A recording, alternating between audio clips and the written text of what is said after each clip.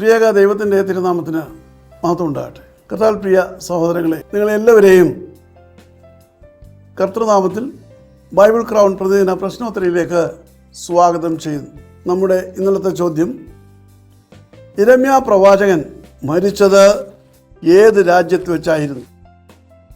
ഉത്തരം മിസ്രയീം. ഇന്നലത്തെ വിജയി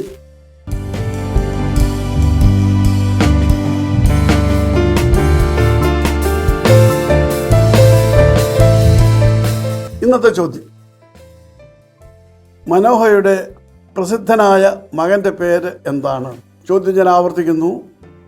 മനോഹയുടെ പ്രസിദ്ധനായ മകൻ്റെ പേര് എന്താണ്? ഉത്തരങ്ങൾ വേഗം അറിയിക്കൂ. ദൈവം നമ്മെ അനുഗ്രഹിക്കട്ടെ. താഴെ കൊടുത്തിരിക്കുന്ന വാട്സാപ്പ് നമ്പറിൽ നിങ്ങളുടെ ഉത്തരങ്ങൾ അയയ്ക്കുക.